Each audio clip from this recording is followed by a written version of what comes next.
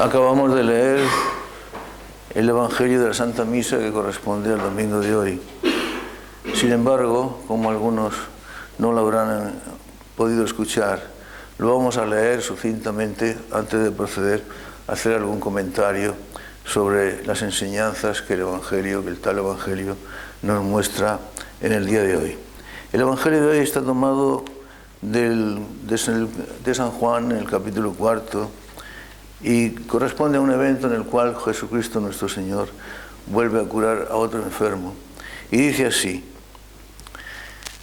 volvió de nuevo a Caná de Galilea, donde había convertido el agua en vino. Se encontraba allí un funcionario real cuyo hijo estaba enfermo en Cafarnaún, el cual, habiendo oído que Jesús había venido de Judea a Galilea, salió a su encuentro y le rogaba que bajase y curara a su hijo, que estaba muriéndose.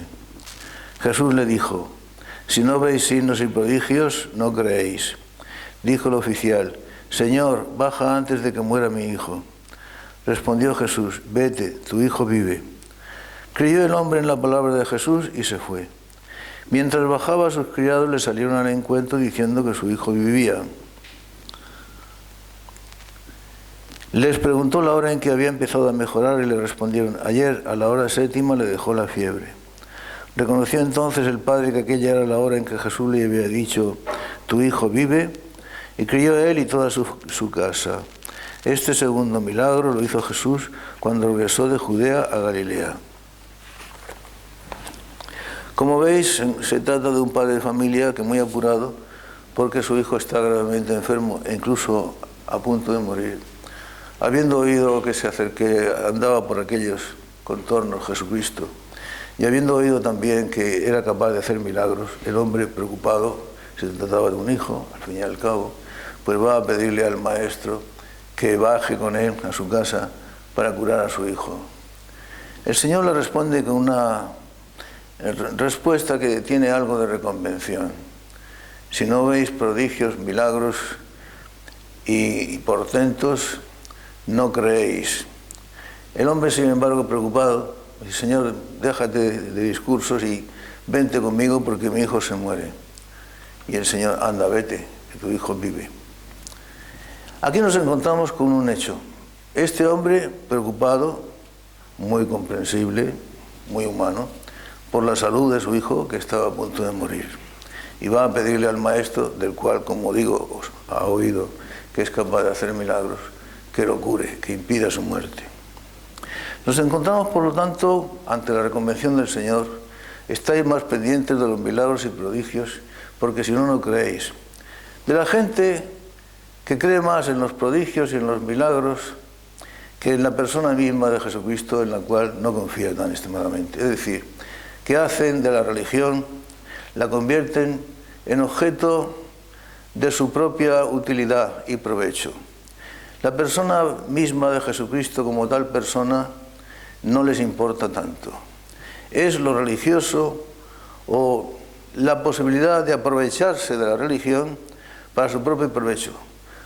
Actitud que muchas personas hacen sin excesiva o sin ninguna mala intención, y otras la hacen desde luego con entera y perversa intención maligna.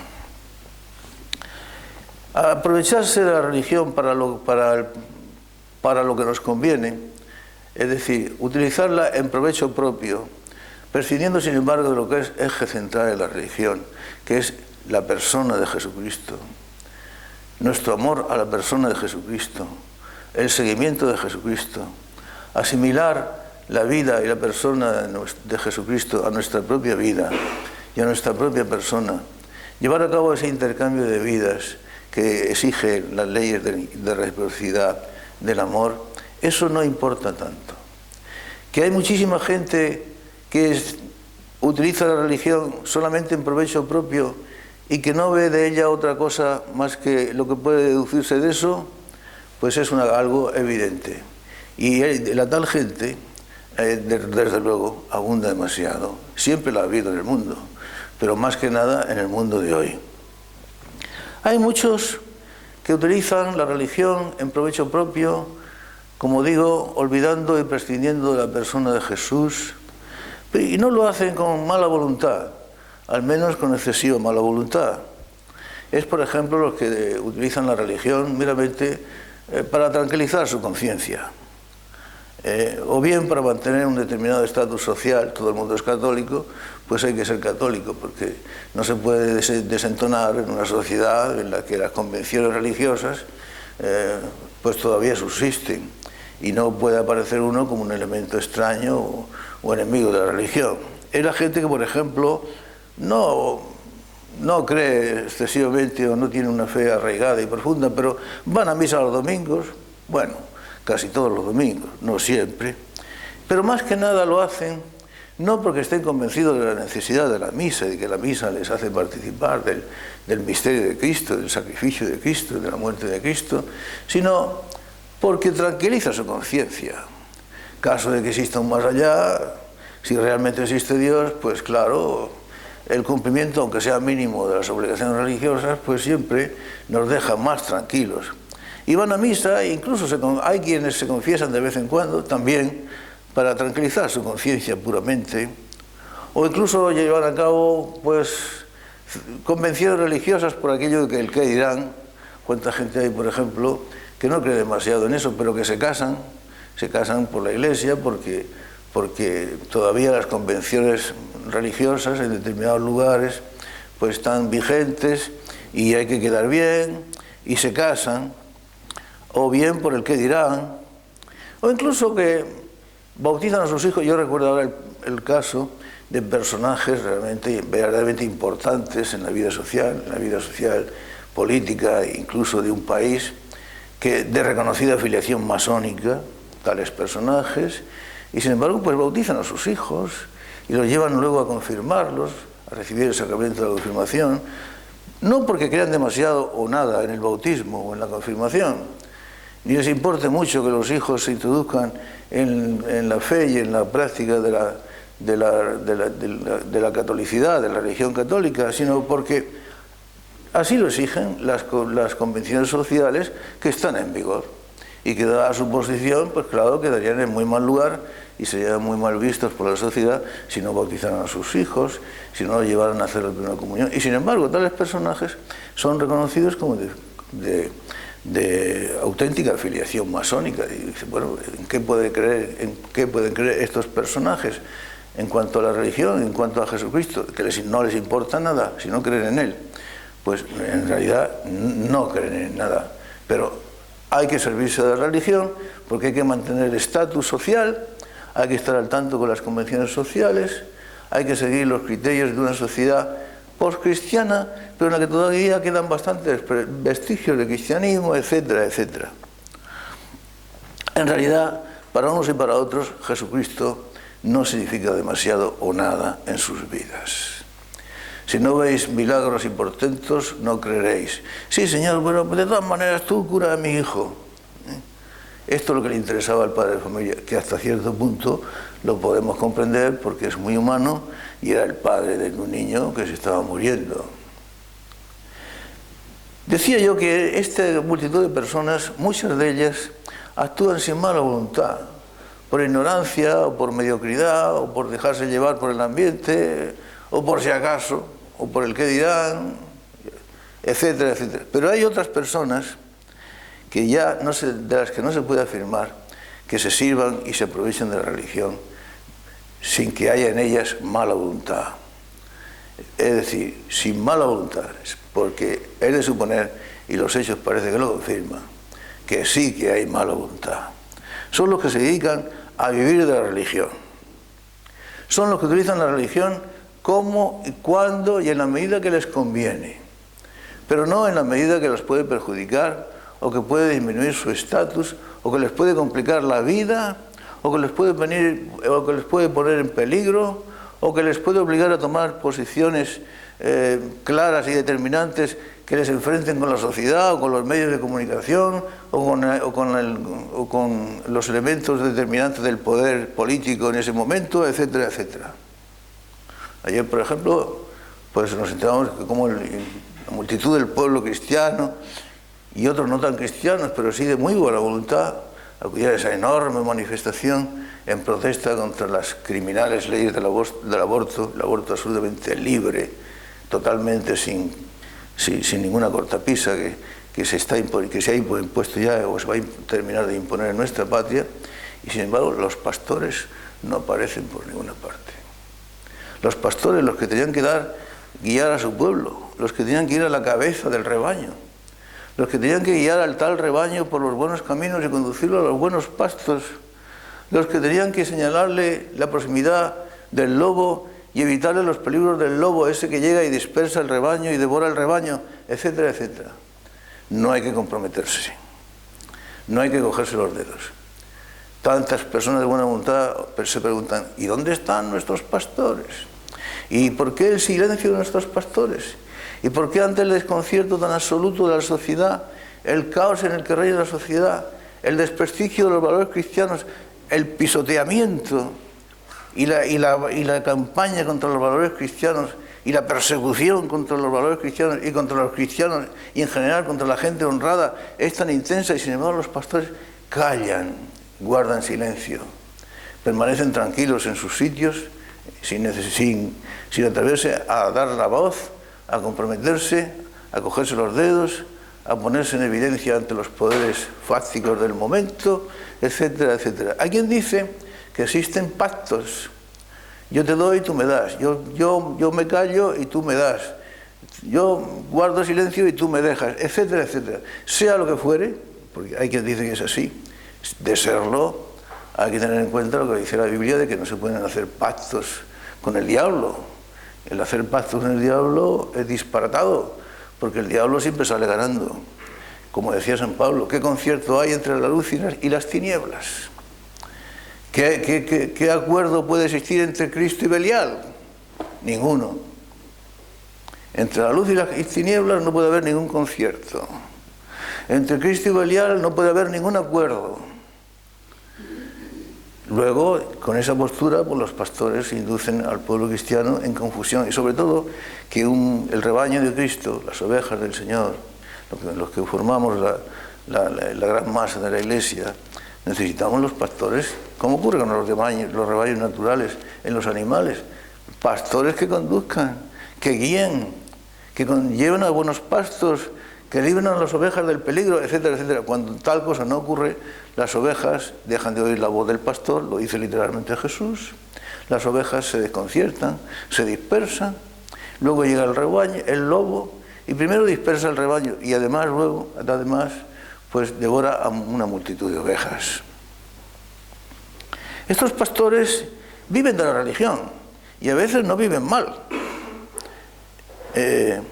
Hacen vida social, llevan a cabo sus relaciones sociales, sus viajes, su turismo, sus conferencias, incluso dando luz y doctrina en determinados sitios donde no hay ninguna posibilidad de cogerse los dedos y donde no hay ninguna eventualidad de que los medios de comunicación se pongan en contra, ni que los poderes fácticos se molesten, etcétera, etcétera.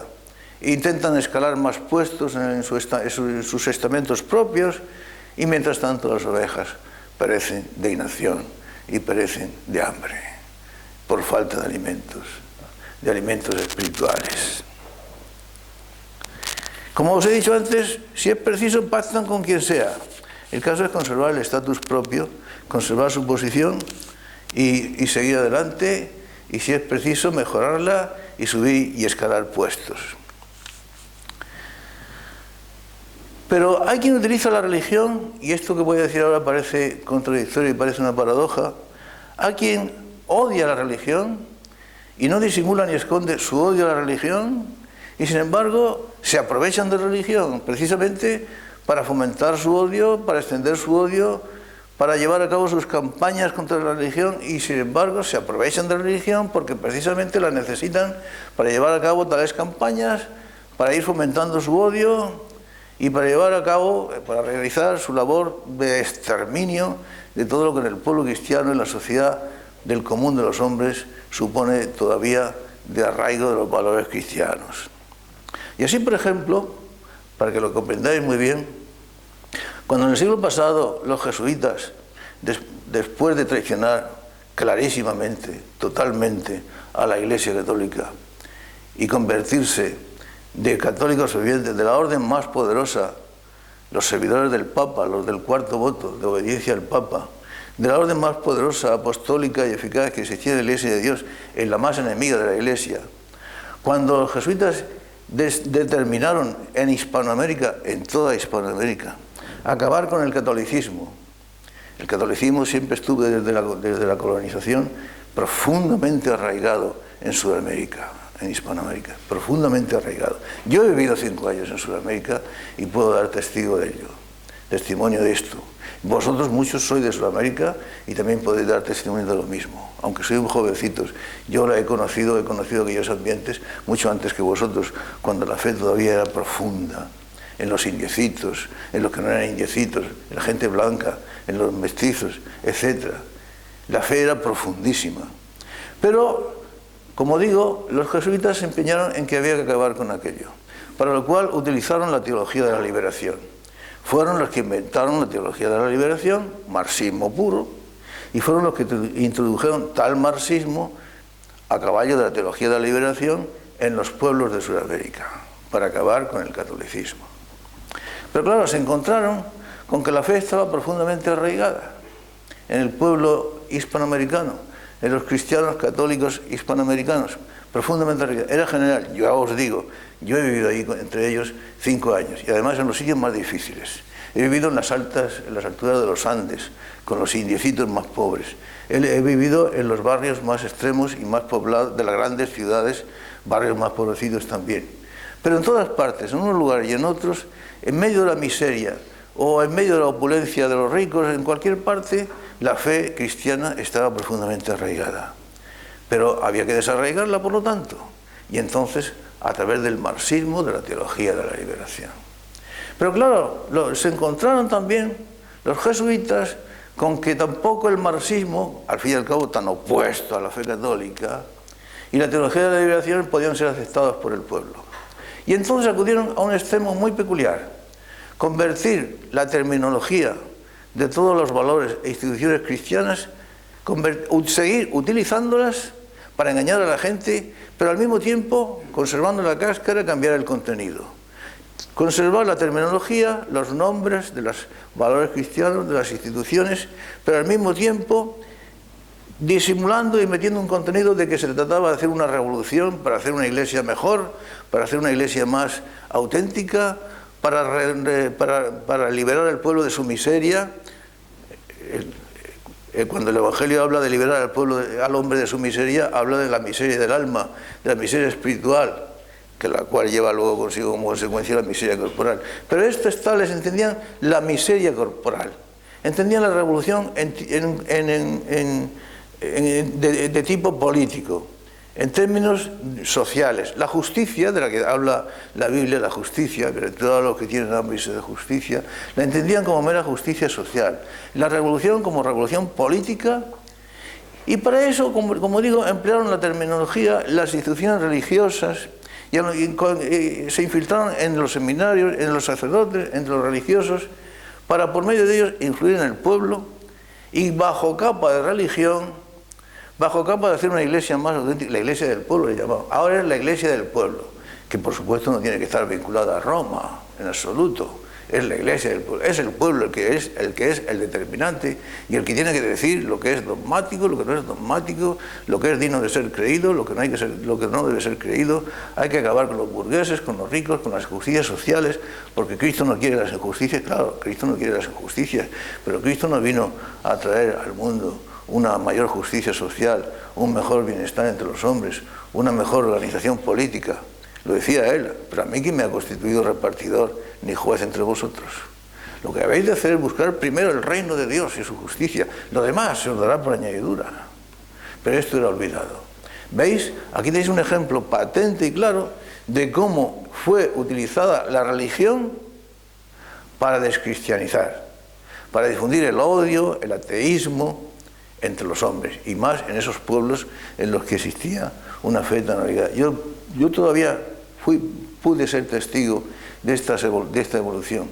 Mis indiecitos, cuya fe era profundísima, que que a mí como sacerdote que estaba entre ellos, en aquellas alturas de los Andes, pobreza, miseria, frío, pero una fe tremenda. A mí no me faltaba a nadie los domingos en la Santa Misa. Venían de 20, 30, 40 kilómetros a pie para asistir a la Santa Misa los domingos. Al sacerdote lo veneraban. Al Santísimo, al que le llamaban el Teaitito, el Padrecito, en lenguaje quechua, lo veneraban profundísimamente. Pero ya fui testigo de aquella evolución cuando los marxistas se fueron introduciendo, cuando los frailes y los jesuitas y no jesuitas y los curas ya revolucionarios se fueron introduciendo.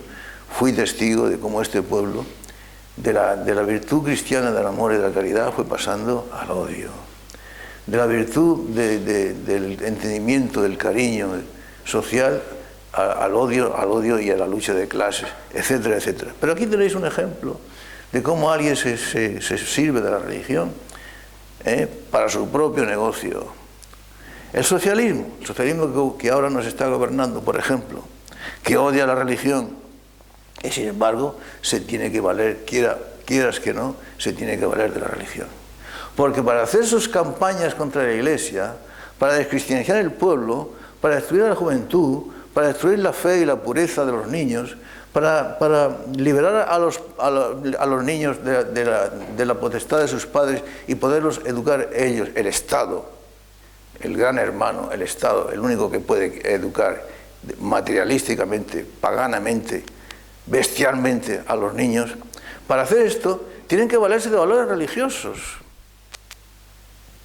Se valen de la religión precisamente para atacarla, para destruirla, en la terminología, en los conceptos, en los medios y en la misma religión, para hablar contra ella, para desprestigiarla, para atacarla, para fomentar su propia ideología que es otra religión, porque la ideología marxista es otra religión.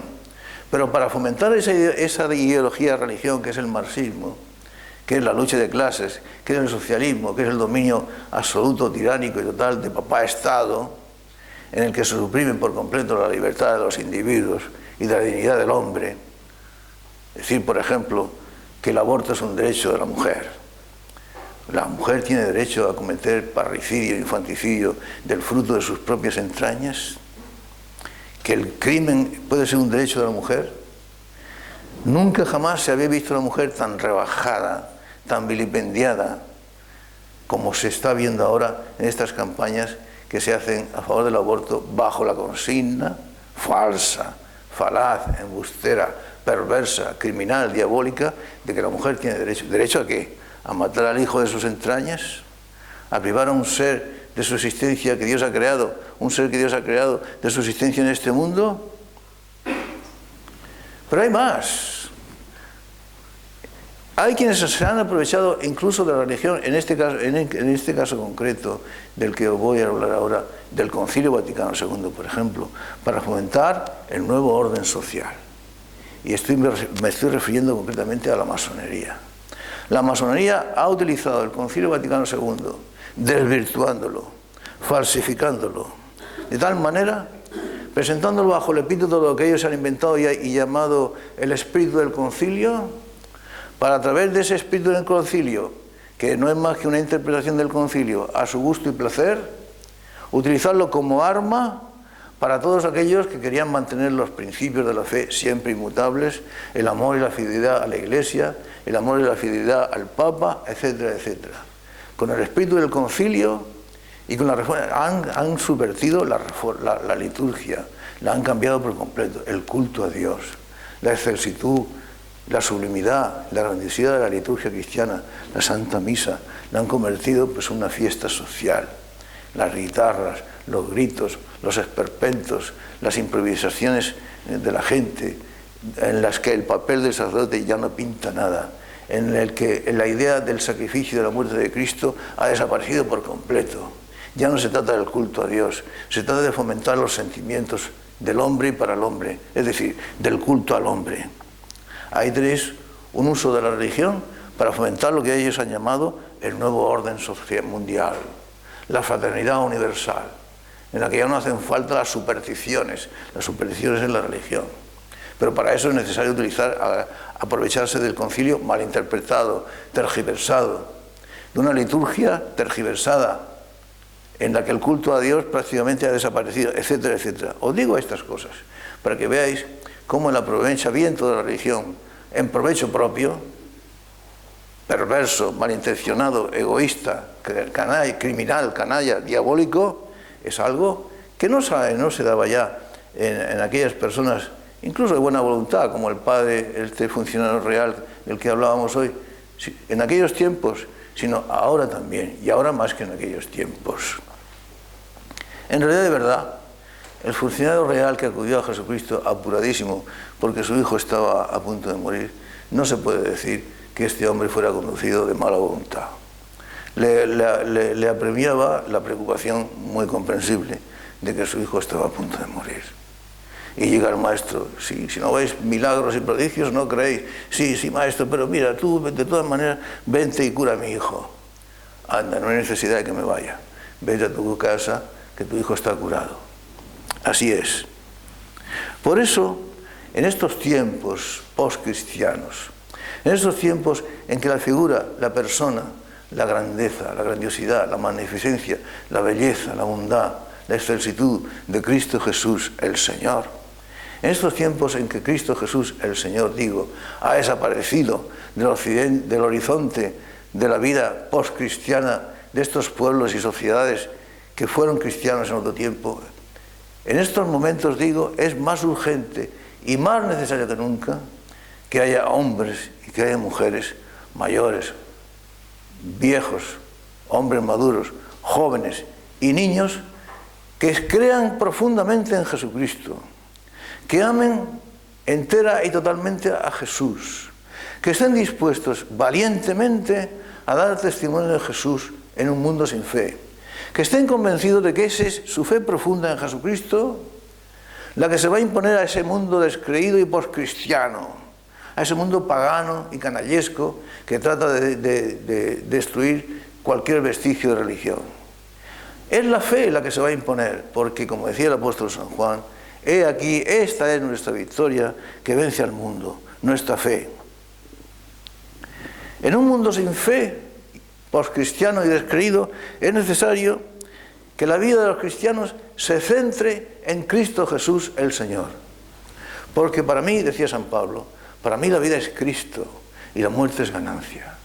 Bueno, pero ¿cuántos cristianos hoy en día, y podemos referirnos ahora a los cristianos buenos, a los cristianos de buena voluntad, no hablemos de los malos, a los cristianos buenos, ¿cuántos cristianos de hoy en día podrían decir como San Pablo?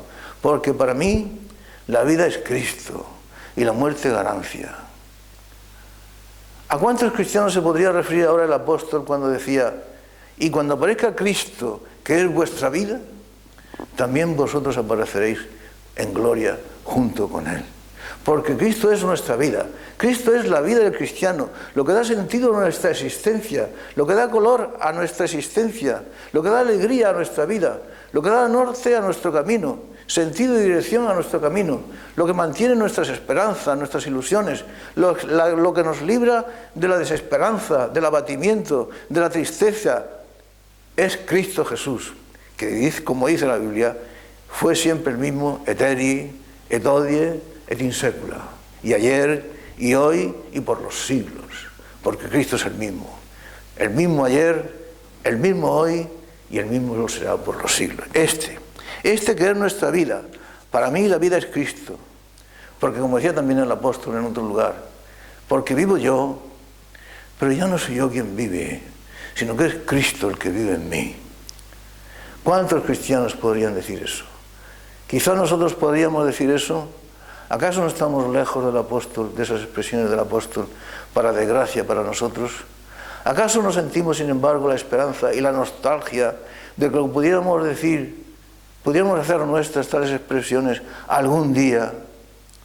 Porque vivo yo, pero ya no soy yo quien vive, sino que es Cristo el que vive en mí. Y digo hacer de Cristo Jesús el centro de nuestra vida, porque Él es la vida. En Él estaba la vida, dice San Juan en el prólogo de su Evangelio. En Él estaba la vida, y la vida era la luz de los hombres. Y la luz brilla en las tinieblas, y las tinieblas no la recibieron. Él es la vida. Yo soy el camino, la resurrección y la vida. No es que de Él emane la vida meramente, de Él emana toda vida, pero es que Él es la fuente, Él es la misma vida con mayúscula.